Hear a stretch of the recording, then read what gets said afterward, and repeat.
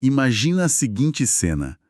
Tem um quadro comum pendurado na parede de um quarto normal lá na Inglaterra. É a pintura de um navio, tipo, com uma proa dourada no formato de cabeça de dragão.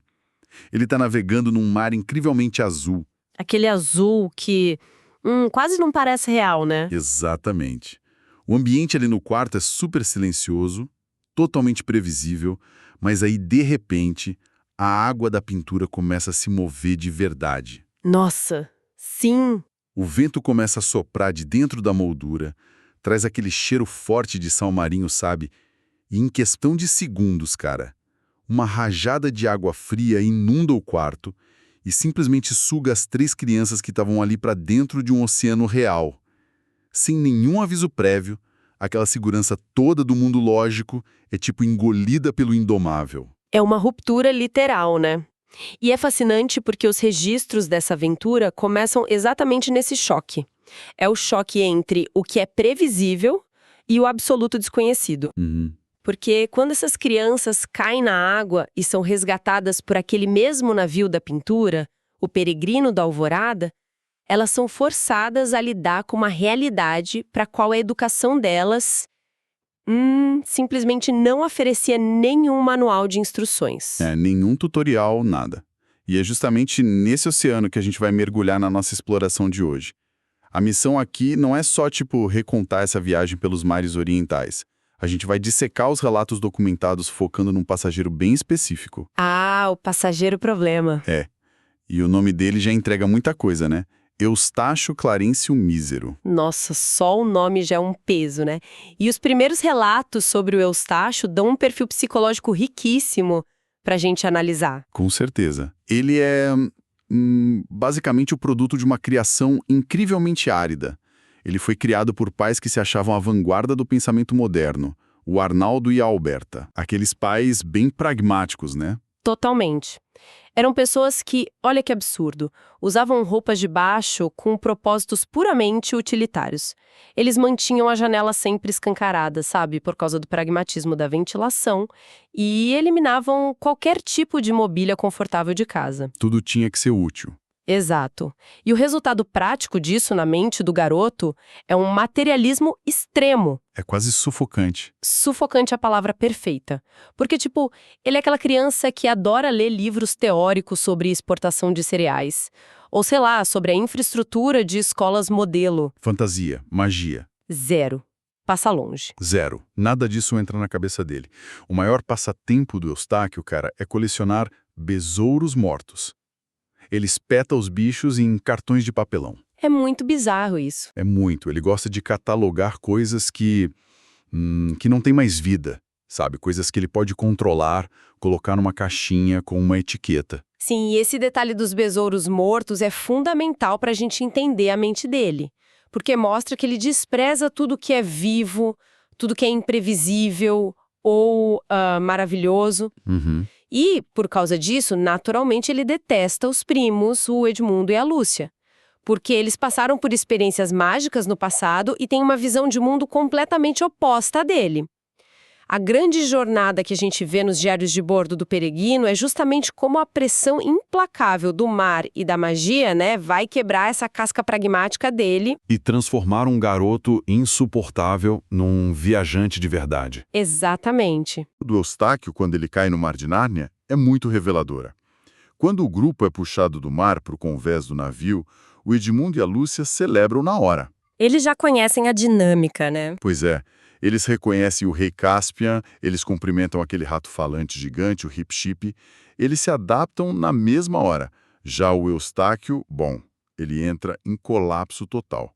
Ele chora, grita e exige, ele exige falar com um cônsul britânico. Um cônsul? Um cônsul, no meio de um oceano mágico. É muito absurdo. Mas essa exigência do cônsul mostra o quão limitado é o repertório dele para lidar com qualquer tipo de crise. Sim, ele não tem ferramentas. Nenhuma. Na cabeça burocrática do Eustáquio, o mundo é um grande escritório. Então, se algo sai do controle, tem que ter um gerente, um diplomata, sabe? Uma autoridade para quem ele possa reclamar e exigir os direitos dele. Quando ele se depara com a imensidão do mar, E pior, com criaturas mágicas, o sistema de crenças dele simplesmente não tem como processar aquela informação, dá pane. Da tela azul total. Eu sempre leio essa parte dos relatos pensando no Eustáquio como tipo um aplicativo desatualizado, Nossa, sim. sabe? Aquele aplicativo velho tentando rodar um sistema operacional mágico de última geração. A mente dele trava.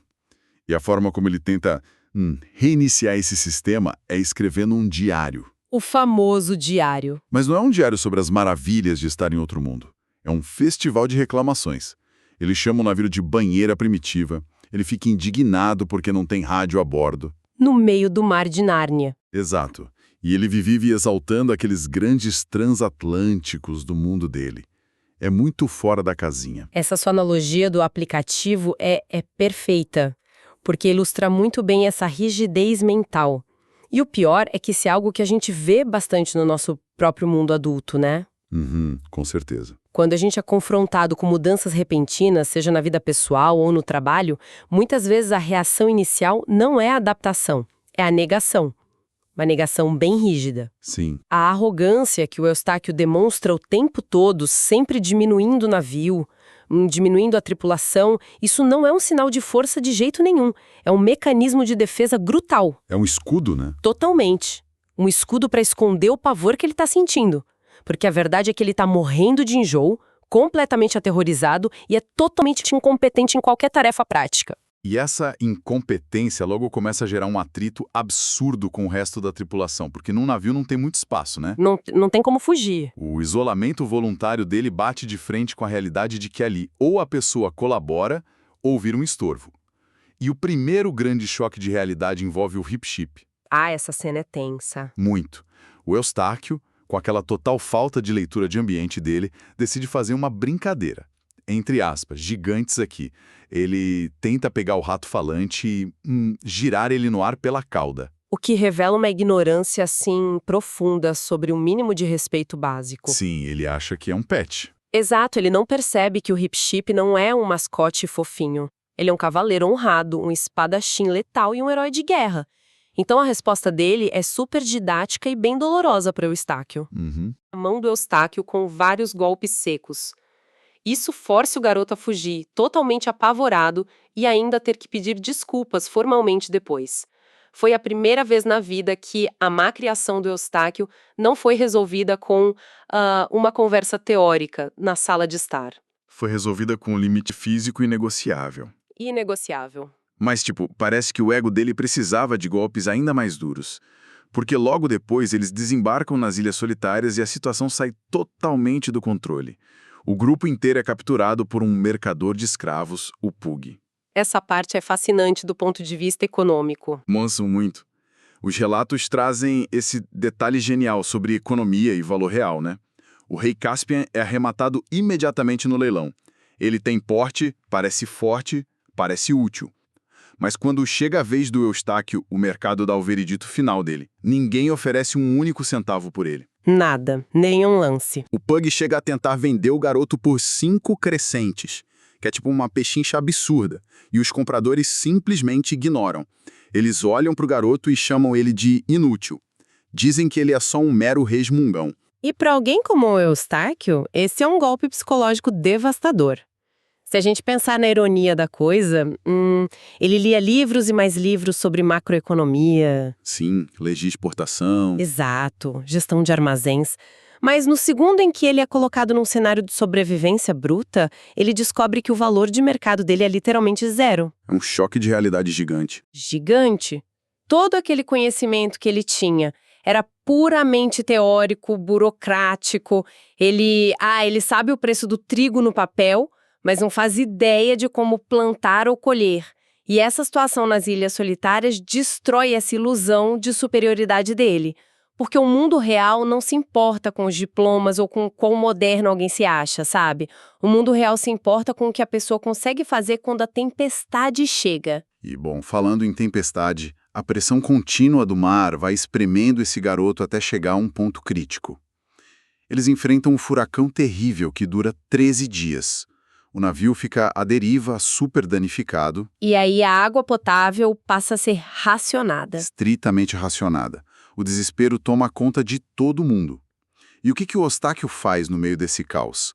Durante a noite, ele tenta roubar um copo extra de água, escondido de todos os outros. É o ápice do egoísmo, né? Um egoísmo motivado pelo desespero, claro. Mas aí ele é flagrado. Uhum. E a consequência disso é que o rei Caspian intervém com um ultimato bem sério. Ele adverte que se o Eustáquio tentar roubar a água da tripulação de novo, ele vai receber 2 dúzias de chibatadas. Então, peraí, eu preciso questionar isso. Porque, sim, o Eustáquio é chato, ele é egoísta, sem dúvida nenhuma. Mas ele é só um garoto. Um garoto assustado que não entende as regras do mar. Sim, isso é verdade. Ameaçar uma criança com chicotadas não é cruzar uma linha meio complicada? Eu fico pensando se isso não faz do Caspian meio que um tirano, sabe? E se isso não acaba só reforçando a ideia do próprio Eustáquio de que ele está cercado por bárbaros violentos. É uma reação muito natural pensar assim no nosso contexto moderno. Mas a gente precisa entender a dinâmica da sobrevivência marítima extrema que esses relatos descrevem. Certo. Quando a água está acabando no meio do oceano, não é apenas um recurso. A água é a métrica exata de quem vive e quem morre. O Caspian não está agindo por raiva nem para inflar o próprio ego de capitão. Como líder ali, a omissão dele diante de um roubo de água colocaria a vida de dezenas de pessoas em risco direto. E o roubo dele afeta todo mundo. Exatamente. Ameaçar com uma punição física severa, naquele contexto, é a única linguagem que garante a ordem naquele limite estreito entre a vida e a morte. O Caspian não está tentando mimar o Eustáquio e nem dá para ter uma sessão de terapia com ele ali. Ele obriga o garoto a encarar a responsabilidade de ser parte daquela comunidade, gostando ou não. Faz sentido. Olhando por esse lado, o choque não é a violência só pela violência. É a quebra brutal daquela bolha individualista dele. O navio impõe que as ações dele tenham um peso real sobre a vida dos outros. Exato. E essa recusa contínua em participar do esforço coletivo é o que vai empurrar o Eustáquio direto para o evento mais insano dessa jornada. O navio finalmente aporta numa ilha montanhosa para fazer reparos e tem de tudo lá, madeira para cortar, casco para consertar, muito trabalho braçal pesado. E o Eustáquio é fiel à sua natureza de evitar qualquer esforço. Claro, ele decide dar um passeio furtivo. Ele foge do trabalho. O que cria um efeito dominó simplesmente perfeito para a história. Porque a fuga do trabalho leva ele para o isolamento faz ele se perder no nevoeiro, e o nevoeiro guia ele para o fundo do poço. Literal e literário. A caverna do dragão morto. Sim, para fugir da chuva, ele entra nessa caverna escura e, dá de cara com o tesouro da criatura morta. Moedas, coroas, joias antigas, tudo empilhado lá. E o mais bizarro é que, em vez de ficar maravilhado com a beleza histórica de tudo aquilo, ou, sei lá, sentir medo de ter um dragão morto do lado dele, os diários revelam que os pensamentos dele são só de ganância pura. Impressionante, né? Muito. Ele começa a calcular na hora como é que ele poderia transportar aquele ouro todo de volta para a Inglaterra e ficar rico. Ele chega a enfiar um bracelete de ouro cheio de diamantes no próprio braço. E decide tirar um cochilo em cima daquela pilha de moedas embalado por umas fantasias de superioridade financeira. E é bem aí que a magia inverte tudo. Porque quando ele acorda, ele percebe que algo está muito, muito errado. Ele sente uma dor dilacerante no braço, sabe? Uhum. Aí ele vai até um lago próximo para tentar beber água. E quando ele vê o próprio reflexo, o choque é total. Aqueles bracinhos finos dele agora são patas gigantes com garras. Ele tem asas de morcego nas costas, uma cauda imensa. Ele não apenas encontrou o tesouro de um dragão. Ele virou um. Exato. A ganância transformou o Eustáquio fisicamente num dragão. Cara, e esse detalhe do bracelete é muito agonizante de ler nos relatos. O bracelete que ele colocou de forma gananciosa no braço humano agora está esmagando uma pata escamosa gigantesca. A carne incha ao redor do ouro, causando uma dor contínua e insuportável. É como se, a própria ganância estivesse sufocando o corpo dele. É uma imagem muito forte. Mas, para mim, o que mais impressiona nessa parte não é nem a monstruosidade física. É um momento de clareza psicológica dele. A percepção do que ele perdeu. Exato. Porque no primeiro segundo ele até pensa no poder. Eu sou um dragão, posso esmagar o navio, posso me vingar daquele rato com a espada. Mas isso não dura quase nada. Dura um milissegundo. Logo depois, bate a solidão. Uma solidão absurda. Ele percebe que ele não quer ser um monstro intimidador. Ele queria desesperadamente estar de volta no navio, rindo com os primos que ele tanto desprezava. Ele queria ouvir as conversas da tripulação. E aí, os relatos dizem que esse monstro colossal deita no chão e começa a chorar umas lágrimas gigantes, quentes e fumegantes. Nossa, essa é de longe uma das análises psicológicas mais ricas de toda a viagem. Porque a magia de Nárnia não puniu Eustáquio transformando ele em algo que ele não era. Não foi um castigo aleatório, né? De jeito nenhum. A magia simplesmente exteriorizou o que ele já cultivava por dentro. Ele já era um ser materialista, ganancioso e totalmente escamoso nas relações humanas dele. Ele já afastava todo mundo com aquele fogo e a grosseria dele. Nossa, total. O que a transformação fez foi só alinhar o exterior com o interior. E a dor do bracelete é a metáfora definitiva para isso. Aquela identidade de status, a riqueza que ele valorizava no passado, agora é justamente o que mais machuca ele. Ele descobre, assim, da pior forma possível, que o isolamento intelectual e o sarcasmo que ele usava como escudo eram, na verdade, os muros de uma prisão. É de cortar o coração ver a quebra do personagem. Mas, ao mesmo tempo, é o terreno fértil para mudança, né? Com certeza. Porque ele poderia muito bem ter sucumbido. Ele poderia ter aceitado a forma de dragão, devorado umas ovelhas pela ilha e guardado aquele ouro para sempre. Seria o caminho mais fácil, mais egoísta. Sim, virá um vilão clássico. Exato. Mas não. O arco de superação dele começa exatamente aí. Tendo percebido a própria monstruosidade, ele inicia uma redenção que é pautada unicamente no serviço aos outros. E esse contraste é belíssimo de acompanhar. É na forma de monstro que o Eustáquio se torna pela primeira vez na vida dele humano de verdade. E útil para a comunidade. Sim. Os marinheiros percebem que o dragão está tentando ajudar. Ele traz um pinheiro gigantesco que ele arranca direto pela raiz para que eles possam esculpir um novo mastro para o peregrino. Ele vira o braçal da equipe. Total. E à noite, quando a temperatura cai drasticamente, ele se deita ao redor do acampamento. O corpo de dragão dele serve como uma bolsa de água quente viva para os marinheiros não congelarem. Ele até leva a galera para voar nas costas dele para mapear a ilha. E o mais irônico, para mim, é a relação dele com o Hip-Chip.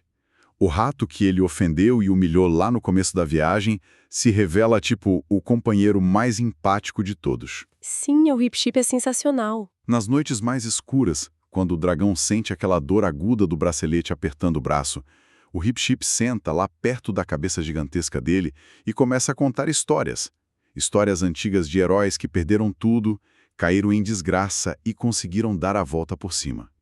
É uma demonstração de perdão que, cara, quebra de vez qualquer arrogância que ainda restasse no Eustáquio. É de arrepiar. Mas toda essa boa vontade, embora essencial, não era suficiente para curar ele fisicamente. A condição dele precisava de algo a mais.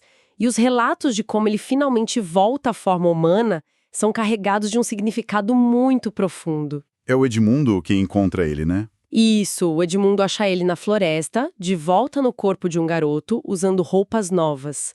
E o relato que o próprio Eustáquio faz do seu desencantamento é um negócio meio perturbador de ler. Sim, sim. Ele conta que encontrou um leão imenso, o grande Aslan, e o leão guiou ele até uma fonte de água clara num jardim. E sem usar nenhuma palavra, o Aslan fez o Eustáquio entender que ele precisava se despir daquela forma antes de poder entrar na água. E aí ele tenta fazer isso sozinho primeiro. Exato. O próprio Eustáquio começa a se arranhar. Ele tenta arrancar as escamas, tipo uma cobra que está trocando de pele, sabe? Ele até consegue tirar uma camada bem espessa, mas logo percebe que tinha outra camada escamosa por baixo. E mais outra. E outra. Por mais que ele tentasse, ele simplesmente não conseguia se libertar sozinho da própria monstruosidade. O esforço próprio não bastava. E é só então que o leão oferece ajuda. O Aslan avisa, de certa forma, que as garras dele, as garras do leão, teriam que fazer o trabalho profundo. O Eustáquio consente. E a descrição, cara, é visceral. É quase uma cirurgia. As garras rasgam tão fundo que ele sente que estão atingindo o coração dele. Dói de uma forma indescritível. Mas, ao mesmo tempo, a sensação de ter aquela pele nojenta finalmente sendo arrancada de vez traz um alívio avassalador para ele. Aí o leão joga ele na água, banha o garoto e entrega as roupas novas. Olha, a imagem do leão descascando a pele do dragão é uma das coisas mais profundas e bem escritas que eu já vi nesses registros.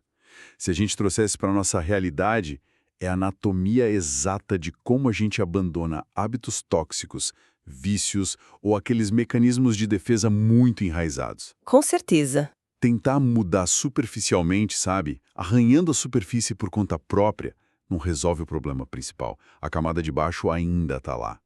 E quando a gente finalmente deixa as nossas defesas serem rasgadas de verdade, quando o nosso ego é confrontado até o osso, cara, isso dói. Dói demais. Dói absurdamente assumir que a gente estava errado o tempo todo.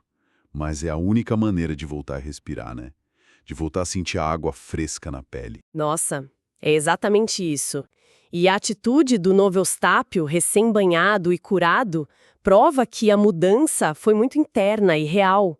A primeira coisa que ele faz ao ver o Edmundo não é reclamar do frio, não é exigir conforto. Como ele faria antes. Como ele faria lá no início, exigindo cônsul, não, ele pede desculpas. Desculpas sinceras por como ele havia se comportado desde o início da viagem. E a sustentabilidade dessa mudança é testada de forma extrema logo depois. Porque mais pra frente na viagem, um navio é atacado por uma gigantesca serpente do mar. O perigo nunca acaba lá, né? Não. E ela enrola o corpo no casco e começa a tentar esmagar a madeira do peregrino. O pânico se instaura, obviamente. E quem é o primeiro a avançar contra o monstro? O garoto que antes reclamava de enjoo e corria para o diário para escrever resmungos. O Eustáquio pega uma espada e ataca a serpente do mar com uma bravura que ninguém esperava. Ele não pensa duas vezes. Ele não recua. Ele tenta, com tudo que tem, defender o navio e as pessoas que lá no fundo ele aprendeu a amar. Essa cena de bravura encerra qualquer debate sobre quem ele se tornou. Todo aquele processo mar que parecia inimigo, a disciplina implacável do rei Caspian, o perdão comovente do Hip-Ship e, claro, a intervenção cirúrgica do Aslan, tudo isso forjou um indivíduo novo. Ele deixou de ser um turista acidental e cheio de exigências para se tornar um membro indispensável e heróico da tripulação. Então, quando a viagem finalmente acaba e as crianças retornam para aquele quarto na Inglaterra, o choque não é apenas a volta para casa e para o mundo lógico. O verdadeiro choque é o contraste da personalidade. Aquele garoto choramingão, o nosso aplicativo desatualizado, simplesmente sumiu. Desapareceu. Ele volta transformado, muito mais calmo, super prestativo, com um olhar compreensivo sobre as falhas dos outros e principalmente sobre as próprias falhas. E todos no convívio dele percebem essa melhora espetacular no caráter. Só que tem uma ironia deliciosa aí no final dos registros, né? A tia Alberta. Sim. A única pessoa que se incomoda de verdade com a mudança é a mãe dele, a tia Alberta. Ela olha para esse novo Eustáquio, um garoto agora tolerante, corajoso, empático, e conclui que ele ficou, comum e enfadonho. O que faz todo sentido se você pensar na bolha em que ela vive, né? Porque o Eustáquio perdeu justamente aquele pragmatismo cinza e seco, ele perdeu a arrogância de achar que era superior a todo mundo. Exato. Para pessoas presas numa bolha intelectual muito arrogante, a empatia e a humildade sempre vão parecer meio entediantes, ou até um sinal de fraqueza, sabe? Com certeza. Mas para quem acompanha a história, a gente sabe muito bem que o garoto mimado morreu naquela ilha e deu lugar a um explorador capaz de enxergar muito além do próprio umbigo. E isso nos leva a uma provocação muito atual sobre essa jornada toda. A gente viu com bastante clareza a mecânica da queda do personagem. Dormir em cima de um tesouro acumulado, alimentando pensamentos obcecados por ganância, status e isolamento. Isso transformou o corpo dele naquilo que a mente já era. Um dragão cheio de escamas, isolado, afastado de todo o calor humano. Isso aperta uma ferida que todos nós carregamos hoje em dia, né? Porque muda a pergunta que a gente tem que fazer a nós mesmos. Quais são os tesouros modernos sobre os quais a gente está adormecendo? É uma ótima reflexão. Talvez seja aquele cinismo constante que a gente usa como mecanismo de defesa. ou a busca desenfreada por aprovação e números nas redes, ou até aquele isolamento digital super confortável e seguro, sabe? Onde é muito mais fácil julgar o mundo através de uma tela, reclamando de tudo e de todos, em vez de se engajar ativamente e conviver com as diferenças e os atritos da vida real. Totalmente. E se a gente continuar abraçando essas atitudes, alimentando esse desprezo pelo esforço coletivo e valorizando só o que é material e quantificável, a gente corre o mesmo risco do Eustáquio. A gente pode estar aos poucos cultivando escamas de dragão que são totalmente invisíveis. Escamas que anestesiam a nossa empatia, né? Sim, que cortam os vínculos com quem pensa diferente da gente e que, no final das contas, nos aprisionam em cavernas feitas pelas nossas próprias certezas. Cara, é um lembrete desconfortável, mas necessário para todo mundo. Deixar as escamas caírem sempre vai doer. Vai doer muito, mas a liberdade de respirar que vem depois compensa cada arranhão no ego. E com esse pensamento a gente vai fechando por hoje. Continuaremos a investigar essas e outras jornadas profundas no nosso próximo encontro. Até a próxima exploração.